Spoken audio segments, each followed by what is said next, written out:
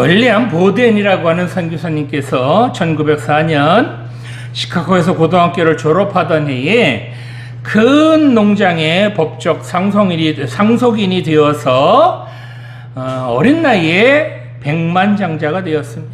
이런 그에게 부모님께서는 세계 일주를 시켜주셨습니다. 그는 아시아, 중동 그리고 유럽을 여행하면서 고통받는 사람들, 어려움 당하는 사람들을 직접 자기 눈으로 보고는 마음으로 큰 결심을 합니다. 그래서 그는 백만장자로 잘 사는 길을 포기하고 부모님에게 이렇게 말합니다. 나는 이제부터 많은 사람들을 전도하는 일에 일생을 바치겠습니다. 이렇게 말합니다. 그가 이렇게 결심했을 때에 그의 성경 뒷표지에 이 일을 지체할 수 없음이라고 그렇게 적었다고 합니다. 그는 곧바로 프린스턴 신학교에 들어가서 그렇게 공부를 마치고 중국에 있는 회교도들에게 전도하기 위해서 이렇게 이제 가던 중에 이집트에 잠깐 들렸다고 합니다. 그런데 그 이집트에서 그만 뇌막염에 걸려 한 달도 못 되어 죽고 말았다고 합니다. 주위 사람들은 이렇게 죽은 그를 보고 이건 하나님의 뜻이 아니었던 거야. 이 청년은 괜히 헛된 일만 했군. 이렇게 혀를 끌끌 차며 말했다고 합니다. 그런데 나중에 발견한 그의 성경책 뒷장에 먼저 썼던 그의 결심, 즉 지체할 수 없음이라고 하는 그 결심 밑에 또 이런 말이 적혀 있었다고 합니다. 나는 이 사명을 절대로 후회하지 않는다. 이렇게 적혀 있었다고 합니다. 오늘 예배 드리시는 여러분들은 무엇을 해서 어떤 것을 위해서 사십니까? 오늘 우리에게 주신 본문은 하나님께서 아브라함을 부르셔서 복을 주시는 그런 장면입니다. 아주 너무나도 잘 아는 내용이죠. 자, 하나님께서는 아브라함을 왜 부르셨을까요? 이런 하나님의 부르심에 아브라함은 어떻게 반응했을까요? 아브라함은 무엇을 버렸으며 무엇을 붙들었을까요? 오늘 주신 말씀을 깊이 생각해 보며 함께 은혜 나누기를 원합니다. 자, 첫 번째로 아브라함은 하나님 아닌 것을 버렸다는 것입니다. 본문 1절 말씀 보겠습니다. 여호와께서 아브라함에게 이르시되 너는 너의 고향과 친척과 아버지의 집을 떠나 내가 네게 보여줄 땅으로 가라. 아멘. 자, 아브라함이 그의 아버지인 데라를 따라 이제 갈대아 우르를 떠나서 가나안으로 가던 중에 하란 땅에 머물고 있었습니다. 아브라함의 아버지인 데라는 이렇게 하란에 머물면서 무엇을 했을까요? 여호수아 24장 2절 말씀을 보면 옛적에 너의 조상들 곧 아브라함의 아버지 나홀의 아버지 데라가 강 저쪽에 거주하여 다른 신들을 섬겼다라고 말합니다. 즉 아브라함의 아버지인 데라가 하란 땅에서 하나님 아닌 우상을 섬겼다는 것입니다. 이 데라는 학자들에 의하면 하란에서 우상을 깎아서 그렇게 파는 그런 장사를 했다고 합니다. 이런 데라가 하란에서 죽습니다. 그런데 어느 날 하나님께서 아브라함에게 나타나셔서 뭐라 그러시죠? 너는 너희 고향과 친척과 아버지의 집을 떠나 내가 네게 보여줄 땅으로 가라. 이렇게 말씀하셨습니다. 자, 하나님께서는 왜 아브라함에게 그 땅을 떠나라고 하셨을까요? 아니, 하란 땅에서 잘 살고 있는 아브라함에게 뭐 걱정 없이 살고 있는 아브라함에게 왜 이런 말씀하셨을까요? 이렇게 말씀하시는 이유는 먼저 아브라함에게 옛 생활을 청산하고 새롭게 출발하라는 것입니다. 아브라함이 살고 있던 하란은 하나님을 섬기는 그런 땅은 아니었습니다. 아브라함이 살고 있던 하란은 아버지 데라가 우상을 깎아 파는 그런 곳이었습니다. 이 당시 우상을 만들어서 파는 그런 직업은 그야말로 돈을 잘 버는 그런 직업이었다고 합니다. 이렇게 아버지인 데라가 우상을 깎아서 파는 그런 장사를 하는데 이런 모습을 본 아브라함은 무엇을 배웠을까요? 자, 아버지 데라가 그 우상만 깎아서 만들어 팔았을까요? 아마도 자기가 그렇게 팔았던 그 우상을 섬겼던 것도 분명합니다. 그러니까 여호수아서 24장 2절 말씀에 데라가 우상을 섬겼다라고 딱 말씀하시지 않습니까? 이렇게 아버지 데라가 우상을 섬겼다면 그 아들인 아브라함도 이런 우상을 섬기는 것에서부터 자유로울 수는 없었을 것입니다. 그렇습니다. 아무리 이렇게 돈을 잘 벌지라도, 아무리 부자가 될지라도 하나님 아닌 우상을 섬기는 것이라면 그런 것을 이제는 포기해라 라고 하나님께서 말씀하시는 겁니다. 비록 아버지 데라가 우상을 섬기며 그 우상 깎아 만들어 팔면서 그래서 잘 먹고 잘 살지라도 이제는 그런 우상을 섬기는 것 포기하라는 그런 말씀입니다. 하나님께서는 지금 아브라함에게 먹고 살기 걱정 없는, 먹고 살기 충분한 그런 곳일지라도 하나님을 섬길 수 없다면 그런 곳 버리고 떠나라 라는 것입니다. 아무리 부자가 될지라도, 아무리 걱정 없이 살지라도 하나님을 섬길 수 없다면 그런 곳 포기하라는 것입니다.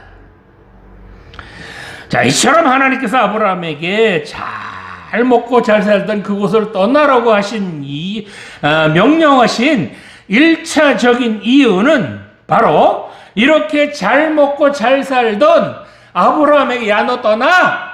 그 땅에서 이제는 더 이상 머물지 말고 내가 너에게 보여줄 땅으로 가라! 라고 명령하신 이유는 1차적으로 하나님께서 먹고 사는 문제는 해결해 주신다는 겁니다. 아니, 먹고 사는 거 내가 책임져 줄 테니까 걱정하지 말고 떠나라! 라는 그런 말씀입니다.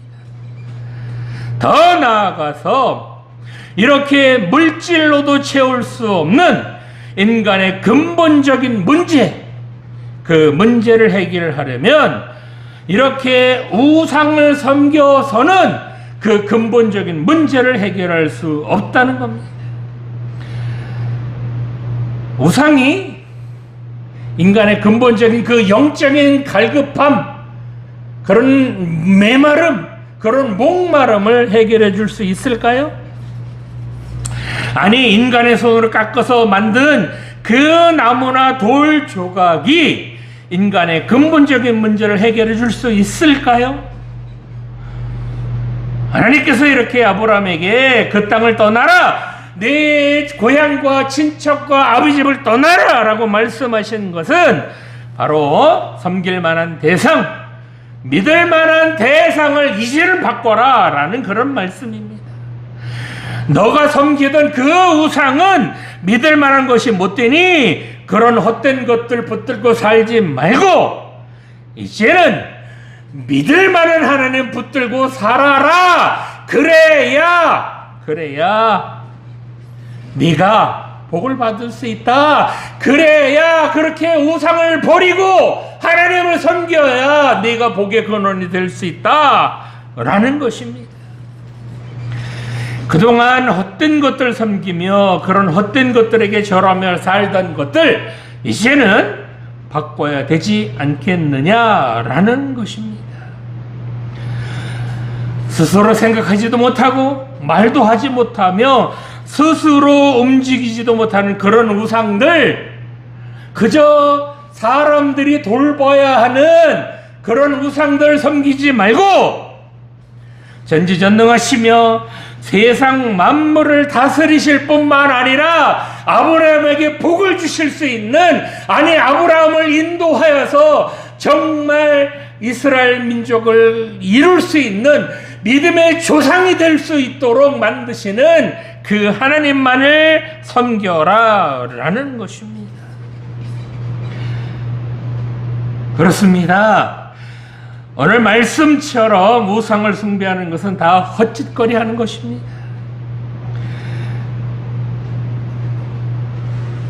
하나님 형상을 따라 만든 그런 우리들은 마땅히 그 하나님께 경배해야 하며 그 하나님만을 섬기는 것은 당연한 것입니다. 가장 중요한 것은 사람의 손으로 깎아 만든 그런 우상들이 인간들에게 영원한 생명을 줄 수는 없다는 것입니다. 인간의 손으로 깎아 만든 그 우상들이 영생을 줄 수 있을까요? 돌로 깎아 만든 것들에게 3000배, 30,000배를 한들 그 우상들이 인간들에게 영원한 생명을 줄 수 있겠습니까? 그럴 수는 없을 겁니다. 그러나 하나님께서는 우리 인간들에게 자기 아들까지 내어주시면서 우리 죄를 씻어주셨을 뿐만 아니라 이제 영원한 생명까지 허락해 주셨습니다. 이런 하나님 섬기지 않고 또 누구를, 또 무엇을 섬기겠습니까? 오늘 예배 드리시는 청년 여러분, 하나님께서는 아브라함에게 이제 우상을 떠나라 라고 말씀하셨습니다. 우상을 이렇게 떠나서 하나님만을 섬겨야 복을 받을 수 있다는 겁니다. 오늘날에도 사람들이 섬길 만한 그런 우상들이 참으로 많이 있습니다. 돈이 우상이 되기도 하고요. 권력이나 인기나 명예 등이 우상이 되기도 합니다. 이런 것들은 참으로 화려해 보이고 멋져 보이기도 합니다. 그런데 이런 것들이 참된 복을 가져다 줄까요? 자, 돈이 많다고 다 행복하던가요? 아니, 인기가 많다고 다 행복하더냐고요? 그렇다면 왜 돈 많은 그런 그룹의 총수들이 자살을 하며 인기 있는 연예인들이 왜 스스로 목숨을 끊을까요?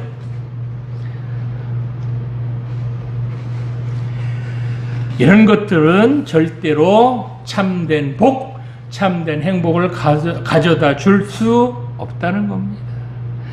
그렇습니다. 하나님 아닌 것들에 우리 속으면 안 됩니다. 하나님 아닌 것들이 복을 가져다 줄 것처럼 보일지라도 그런 것들이 결코 복을 가져다 주지 못한다는 것을 여러분 명심하시기 바랍니다. 하나님 아닌 것들은 절대로 복이 될 수 없다는 겁니다. 이런 하나님 아닌 것들, 그런 것들 이제 다 버리시기 바랍니다. 그런 우상들 더 이상 바라지 말고 그런 우상들에게 절하지 마시기 바랍니다. 그런 우상들에게 내 인생 맡기지 마시기 바랍니다. 오로지 이제부터라도 하나님 믿고 사셔서 하나님께서 주시는 참 평안과 영원한 생명을 누리시는 우리 모두가 되시기를 간절히 소망합니다. 자, 두 번째로 하나님을 믿고 떠나야 한다는 것입니다. 자, 어디를 떠나요? 고향과 친척과 아버지의 집을 떠나야 한다는 겁니다. 본문 2절 말씀 보겠습니다. 내가 너로 큰 민족을 이루고 내게 복을 주어 내 이름을 창대하게 하리니 너는 복이 될지라. 아멘. 자, 이제 본문 2절에서 하나님께서는 아브라함에게 어떤 복을 주실지 2절, 3절에 걸쳐서 말씀하시고 있습니다. 아브라함에게 뭐라 그래요? 큰 민족을 이루게 해주시고 이름을 창대하게 해주시며 땅의 모든 족속이 아브라함 때문에 복을 받을 것이다. 너를 축복하는 자에게 내가 복을 줄 것이며 너를 저주하는 자를 내가 저주할 것이다. 네가 어디로 가든지 복을 받을 것이다. 너 때문에 사람들이 너 때문에 너로 인해서 복을 받을 거다. 네가 복의 근원이 될 거다. 이렇게 말씀하셨습니다. 자, 그런데 하나님께서 이렇게 아브라함에게 복을 주시는 근거가 뭘까요? 이유가 뭘까요? 본문 1절에 나오는 것처럼 복을 받는 전제 조건은 딱 한 가지. 뭐라고요? 아브라함이 고향과 친척과 아버지 집을 떠나 하나님께서 보여줄 땅으로 가야 이런 복을 받을 수 있다는 겁니다. 이게 무엇을 의미할까요? 바로 아브라함이 본토와 친척과 아버지 집을 떠나기만 한다면 나머지는 하나님께서 다 하나님께서 책임져 주신다는 겁니다. 다 하나님께서 이전보다 더 큰 복으로 채워주신다는 겁니다. 아니, 복의 근원이 되게 해주신다는 겁니다. 그러니 어떡하라는 거예요? 지금 당장 짐 싸서 보따리 사서 떠나라 라는 겁니다. 본문 2절 히브리어로 보면요, 동사 없이 인칭대명사와 명사로만 이루어진 문장입니다. 이런 문장은 대부분 강조할 때 사용하기도 합니다. 즉 동사가 없다는 이야기는 시제가 없다는 얘기잖아요. 그러니까 하나님께서 복을 주시되 뭐라 그래요? 시제 없이, 즉 언제 어느 때나 어디를 가든지 어디에 있든지 하나님께서 언제나 늘 복을 주시겠다라고 약속해 주시는 겁니다. 즉 하나님께서 아브라함에게 복을 주실 것이 확실하니 믿어라 라는 그런 말씀입니다. 즉 본문 1절에서는 믿음의 대상을 이제 우상에서 하나님으로 바꿔라 라고 말씀하셨다면 본문 2절과 3절에서는 이제 아브라함의 마음속에서 확실한 믿음, 확신을 가져라 라고 말씀하시는 겁니다. 아브라함은 그동안 우상을 만들어 파는 아버지 밑에서 먹고 살기에는 부족함이 없었을 것입니다. 그동안 아버지 데려가 쌓아놓은 재산도 많았을 것이고요. 인맥도 많았을 것은 당연합니다. 한마디로 비빌 만한 언덕이 충분했다는 겁니다. 그런데 하나님께서 느닷없이 나타나셔서 네 고향과 친척과 아버지 집을 떠나라고 합니다. 더더군다나 어디로 가야 할지 분명한 땅을 보여주시는 그런 말씀도 아니잖아요. 보여줄 땅이 어딘지 말씀도 안 하시고자 떠나라고만 하십니다. 자, 자기가 가야 할 곳이 어딘지 알고 떠날지라도 그래도 불안할 텐데 이건 목적지도 모른 채 하나님만을 믿고 그저 떠나라고만 하십니다. 이게 말이 될까요? 더더군다나 지금 아브라함 혼자만 떠나는 것이 아니라 식구들 다 데리고 떠나야 하는데, 즉 본인뿐만 아니라 자신뿐만 아니라 가족 모두의 생사를 다 걸고 떠나라라는 것입니다. 아브라함이 믿을 구석은 딱 하나, 아브라함이 떠나야 하는 그 당연한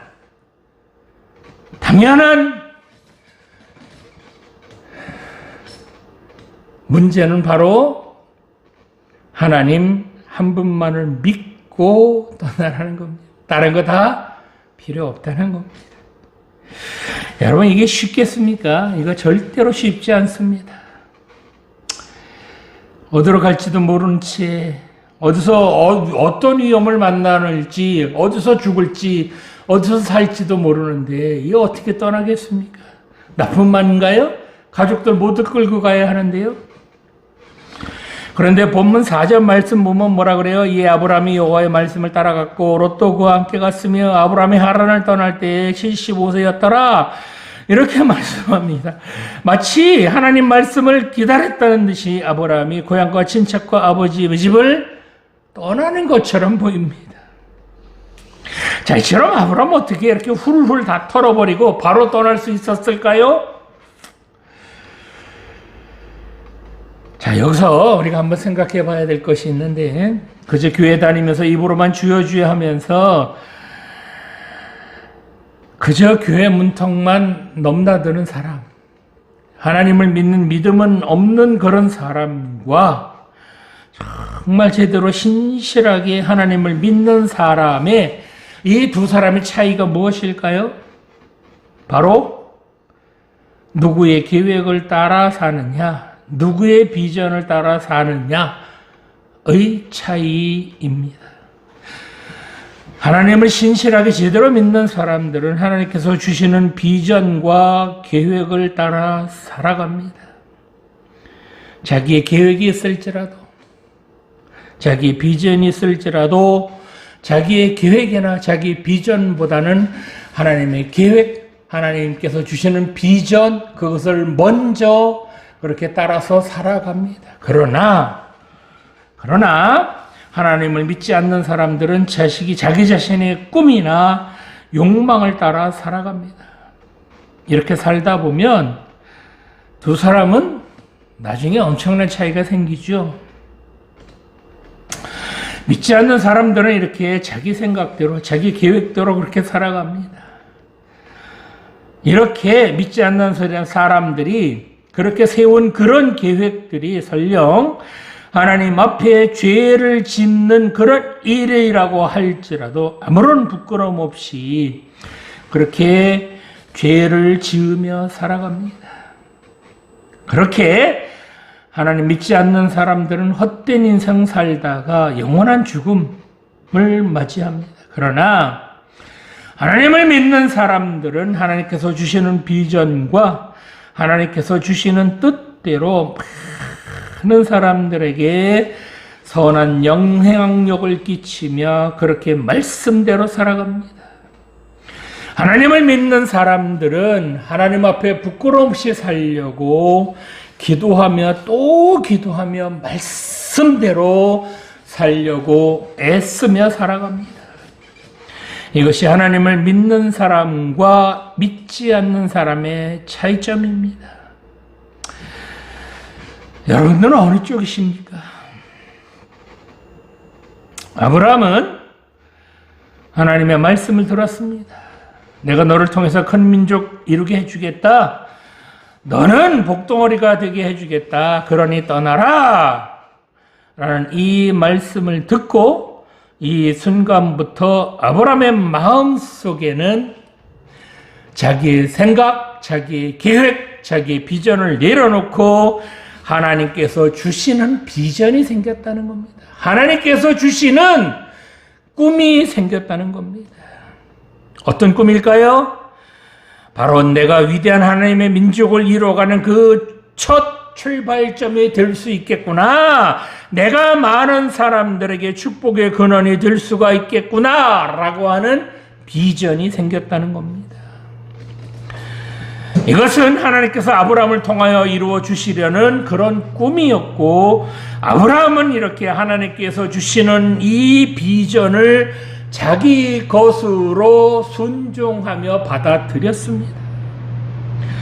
이제 하나님께서 꾸신, 아브라함을 통해서 꾸시는 그런 꿈이 바로 아브라함 자신의 꿈이 되었다는 겁니다. 이렇게 하나님께서 주시는 그 꿈이 바로 아브라함이 꿈이 될 수 있었던 것, 하나님께서 주시는 비전이 아브라함 자신의 비전이 될 수 있었던 이유는 바로 하나님께서 느닷없이 나타나셔서 말씀하셨지만 그 말씀을 믿었기 때문에 가능했던 것입니다. 그래서 그 무엇보다도 이 믿음이 중요합니다. 본문 1절에서 3절의 말씀에 보면 이 1절에서 3절까지 주어가 내가 계속 이렇게 말씀하시는 하나님이 주어입니다. 즉 내가 이렇게 계속 말씀하시면서 즉 하나님께서 아브라함을 책임지시겠다는 겁니다. 그러니 이 하나님 믿고 걱정하지 말고 너 떠나라 라고 말씀하시는 겁니다. 아브라함은 이렇게 자기를 책임지시겠다는 그 하나님을 믿었기 때문에 모든 것을 버리고 하나님 말씀대로 그렇게 훌훌 떠날 수가 있었던 것입니다. 사랑하는 청년 여러분, 여러분의 생각들 안에서 여러분들 스스로를 가두었던 여러분의 그 생각의 틀, 생각의 크기 안에서 이제는 벗어나시기 바랍니다. 여러분들이 의지했던 것들에서 이제는 과감하게 떠나시기 바랍니다. 하나님께서는 여러분들이 생각하는 것 그 정도로 작으신 분은 아니시라는 겁니다. 하나님께서는 여러분이 생각하는 것 그 이상으로 더 크고 더 멋지게 더 귀하게 여러분들을 사용하실 엄청난 꿈이 있다는 것 여러분 믿으시기 바랍니다. 그러니 여러분이 생각하는 거 난 요거밖에 안 돼, 난 이런 사람이야, 나는 안 돼 라고 하는 이런 생각의 틀을 깨시고 하나님께서 주시는 그 비전 앞으로 나오시기 바랍니다. 이제부터라도 하나님께서 여러분에게 주시는 비전과 그런 꿈을 믿고 그 비전을 향해 나아가시기 바랍니다. 그래서 이 시대 더 큰 하나님의 사람으로 그렇게 귀하게 쓰임받는 여러분이 다 되시기 바랍니다. 자, 마지막으로 하나님만을 붙들어야 한다는 것입니다. 본문 8절 말씀 보겠습니다. 거기서 베델 동쪽 산으로 옮겨 장막을 치니 서쪽은 베델이요 동쪽은 아이라. 그가 그곳에서 여호와께 제단을 쌓고 여호와의 이름을 부르더니. 아멘.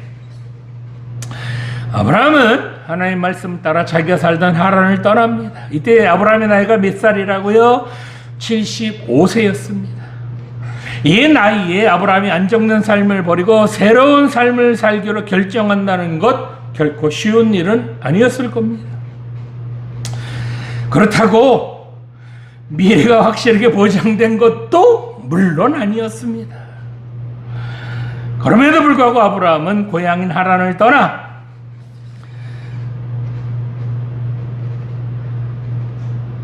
고향은 아니겠죠. 잠깐 머물던 아브라함은 하란을 떠나 하나님께서 보여주실 가나안 땅을 향해 나아갑니다. 그렇게 아브라함이 가나안에 도착하고 나서 제일 먼저 아브라함이 한 것이 무엇일까요?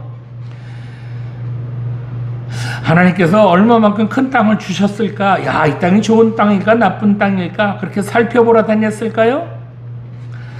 아닙니다. 아브라함이 가나안 땅에 들어와서 제일 먼저 한 것이 바로 오늘 본문 8절에 나오는 것처럼 제단을 쌓았다는 겁니다.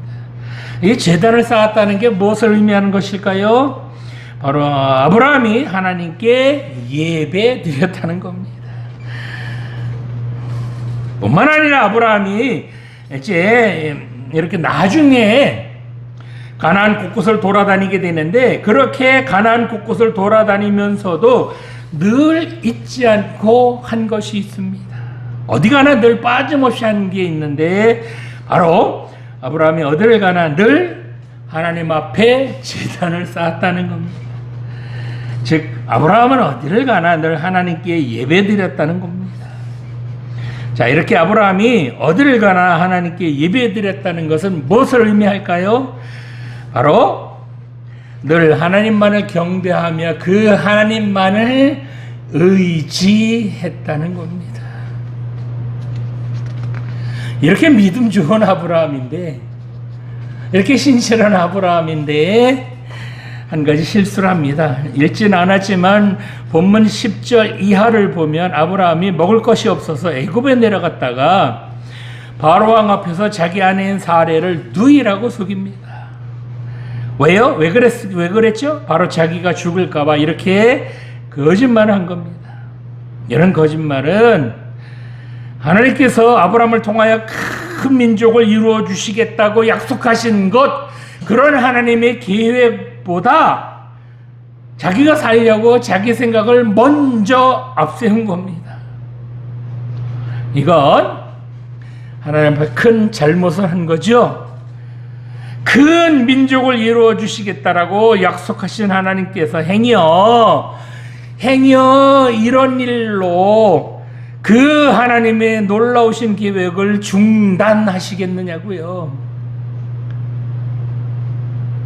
약속하신 하나님이신데 행여 이런 일로 그 하나님의 계획을 중단하시겠느냐고요.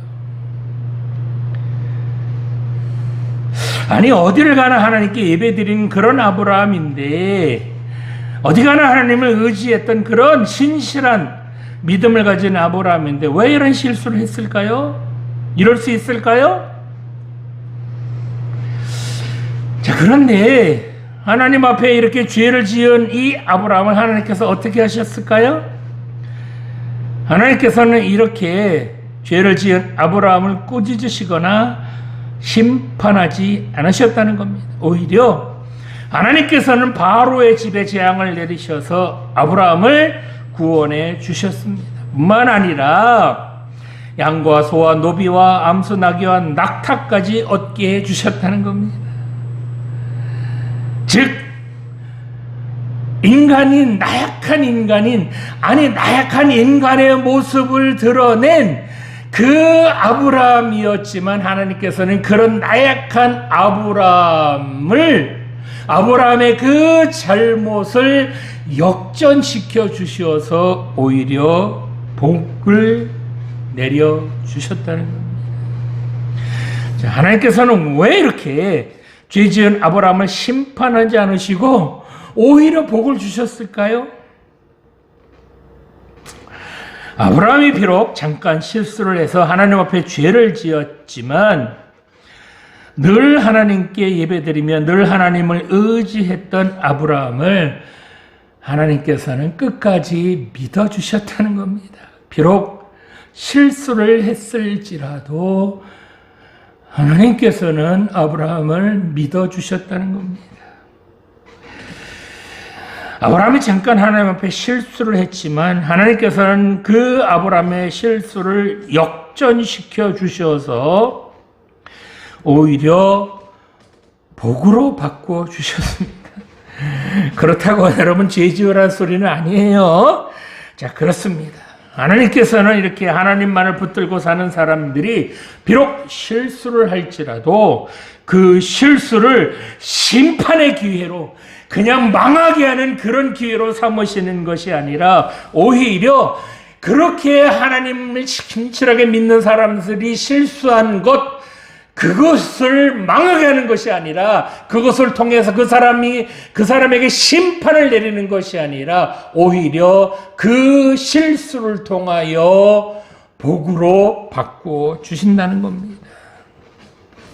그래서 하나님께서 주신 사명을 감당하다가 실수하거나 실패할지라도 하나님께서는 그 사람을 통하여 이루실 하나님의 계획, 하나님의 그 놀라운 비전, 그 비전을 끝까지 이루어 주시는 하나님이시라는 것 여러분 믿으시기 바랍니다.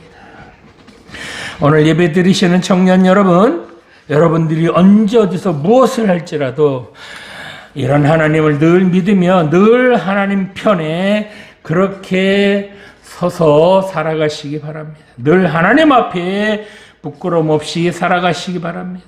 이렇게 사는 사람들 행여 하나님 앞에 실수할지라도 하나님께서는 그런 사람을 심판하거나 정죄하지 않으실 뿐만 아니라 오히려 그 실수를 통하여 복을 주시어서 그 실수를 역전시켜 주시는 하나님이시라는 것 믿으시기 바랍니다. 하나님 말씀대로 살다가 행여 실수하거나 실패할지라도 하나님께서는 자신의 계획을 끝까지 이루어 가신다는 것 여러분 믿으시기 바랍니다. 하나님은 이런 하나님이십니다.